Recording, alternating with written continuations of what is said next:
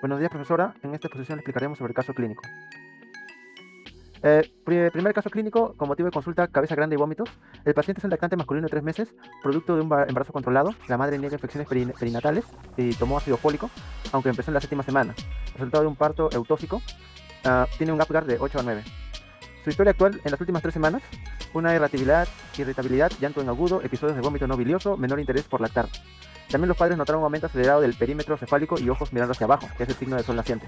En su examen físico se demostró un perímetro cefálico por encima del percentil 97 para la edad, también fontanela anterior abombada y tensa, suturas frontoparietales separadas, tono y fuerza distal conservados, también reflejos osteotendinosos presentes y sin rigidez de nuca. En los estudios, con la ecografía transfontanelar, se observó una marcada dilatación de ventrículos laterales y el tercer ventrículo, mientras que el cuarto ventrículo se encontraba de tamaño normal. En la resonancia magnética cerebral se encontró estenosis del acueducto de Silvio, también parénquima sin malformaciones mayores. Y finalmente en su líquido cefalorraquídeo se observó la sustancia de manera clara, simple ocitosis y con glucosa y proteínas dentro del rango. Bueno, la primera pregunta es sobre la embriología de cavidades. Relación de ventrículos y acueductos con las vesículas encefálicas. En primer lugar, los ventrículos laterales son derivados del telencéfalo, que a su vez son derivados del prosencéfalo. También esta aparece en la sexta semana, junto con la vesícula secundaria del prosencéfalo. En segundo lugar, el tercer ventrículo son derivados del diencéfalo, que son derivados a su vez de la vesícula secundaria del prosencéfalo. Aparecen también en la sexta semana. Y finalmente el acueducto de Silvio son derivados del mesencéfalo en la vesícula primaria y su aparición es alrededor de la quinta semana. Bueno, la siguiente pregunta nos dice, con el acueducto estenosado, ¿qué ventrículos se dilatan y cuál no? Explicar el flujo normal del líquido cefalorraquídeo y dónde se genera la resistencia. Bueno, el líquido cefalorraquídeo se produce en los plexos coroideos de los ventrículos laterales, pasa al tercer ventrículo por los agujeros de Monroe, luego por el acueducto de Silvio al cuarto ventrículo y finalmente al espacio subaracnoideo, donde se reabsorben los senos venosos. Cuando el acueducto de Silvio se estrecha, el flujo se bloquea entre el tercer y el cuarto ventrículo y eso causa dilatación de los ventrículos laterales y del tercero, mientras que el cuarto ventrículo permanece normal. Continuando con la exposición, bueno, la pregunta es, indique cuánto cierran los neuroporos y cuándo emergen las vesículas primarias, secundarias y bueno, qué efectos esperaría si el neuroporo rostral no cerrara y si fallara la subdivisión del prosencéfalo.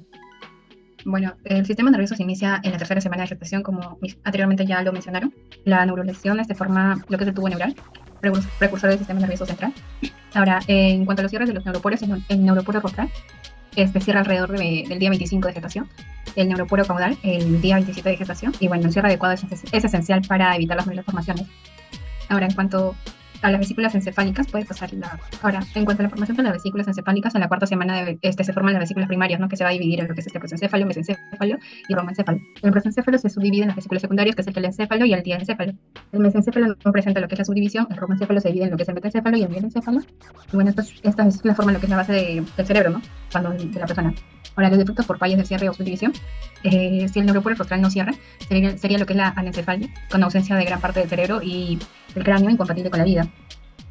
Ahora, si la falla de la subdivisión del prosencéfalo, el paciente estaría presentando lo que es la holoprosencefalia, donde el cerebro anterior no se divide en hemisferios, provocando las malformaciones cerebrales y faciales. Y bueno, esto además, pero también estaría presentando lo que es la espina bífida y entre otros. Bueno, continuando con con la explicación del caso, a mí me tocó la cuarta pregunta, que son células implicadas en la morfología y función, ¿no? Tenemos acá las 4 células implicadas y vamos a hablar cada uno un poco sobre su morfología y función, ¿no? Epinderias, que su función fisiológica sería el movimiento y circulación del LSR. Relevancia del caso, permite el flujo ventricular, su intersticidad es vital para evitar estasis. Epitelio coroideo, función fisiológica, secreción del LSR y regulación de su composición. En relevancia del caso, sigue produciendo LSR aunque haya obstrucción a causa de la dilatación. Astrocitos, mantiene la BB y homeostasis neural. En relevancia del caso, tenemos que previene que el aumento de presión dañe neuronas. Oligodendrocitos, en función fisiológica, mieliniza del CNS. Relación al caso, la presión intracraneal prolonga puede afectar mielinización normal de los lactantes. Con respecto a la pregunta 5, cronología del neurodesarrollo y riesgo, conecte con cierre tubo neural y vesículas con la clínica, ¿no? Entonces, como sabemos, el tubo neural empieza a cerrarse hacia la tercera semana de lo que es el desarrollo. Cuando el embrión tiene aproximadamente 22 o 28 días, el neuroporo rostral se cierra alrededor del día 25, entonces el neuroporo caudal se va a cerrar en el día 27. Entonces, una falla en este cierre del neuroporo rostral lo va a producir la encefalia, como dijo mi compañera, y un defecto grave en el que va a afectar lo que es el hemisferio cerebrales, ¿no? Y el cráneo, ¿no? Generalmente es incompatible con la vida. Si el problema ocurre en lo que es el neuroporo caudal, puede generar lo que es la espina bífida o mielomeningocele, También en la cuarta semana va a surgir lo que son las vesículas primarias, como el prosencéfalo, mesencéfalo y rombencéfalo. Entonces, entre la quinta y la séptima semana se va a desarrollar lo que son las vesículas secundarias, las cuales tenemos alterencéfalo, diencéfalo, mesencéfalo, metencéfalo y mielencéfalo.